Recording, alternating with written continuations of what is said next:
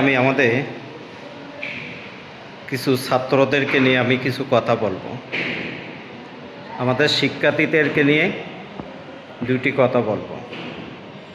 মনোযোগ দিয়ে যারা অরিজিনাল, যারা শিক্ষিত, যারা অরিজিনাল ছাত্র, তারা কিন্তু অবশ্যই এই ভিডিওটা শুনে যাবেন।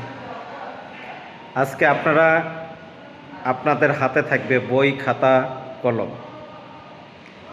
আজকে আপনারা যেসব ছাত্র ভাইরা আন্দোলন করতেছেন আপনাদের পরীক্ষা বন্ধর জন্য, আচ্ছা, পরীক্ষা বন্ধ দিলে এটা কি আপনাদের লাভ হবে না আপনাদের ক্ষতি হবে? এমনকি আপনারা ছাত্ররা আজকে আমাদের বাংলাদেশে বেশি ম্যাক্সিমাম ছাত্র যে আজকে বলতেছেন যে আমি এমএ পাস, বিএ পাস, আমার চাকরি হচ্ছে না। কেন চাকরি হয় না তা জানেন? আপনারা পড়ালেখার নামে রাজনীতি, হিংসামূলক দেশের ভিতরে একটা হট্টগোল আপনারা সৃষ্টি করতে চান, দেশের বিরুদ্ধে আপনারা ষড়যন্ত্র করতে চান। কিন্তু আপনারা কি ছাত্র না বকাটু ছাত্র? সব ছাত্র তাই বলি না, ছাত্রর ভিতরে ভালো আছে এবং মন্দ আছে।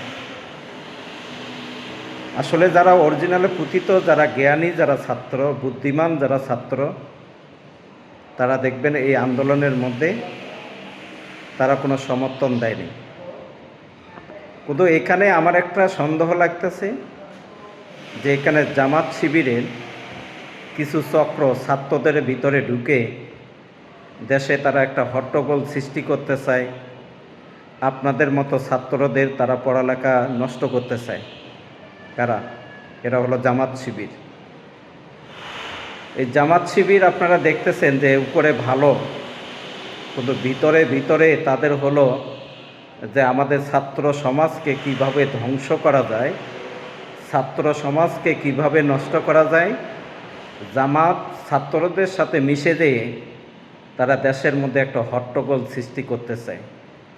এই জন্য আমি ডাক্তার শফিকুর রহমানকে বলবো, দেশের মানুষ যদি একবার নামে তা আপনারা এই রাজাকারের দল জামাত শিবির আপনারা পলানোর কোনো রাস্তা পাবেন না। তাই দেশে কোনো হট্টগোল সৃষ্টি করার চেষ্টা করিয়েন না। দেশ আমাদের ভালো চলতেছে, দেশ আমাদের ভালো চালাচ্ছে বর্তমান সরকার।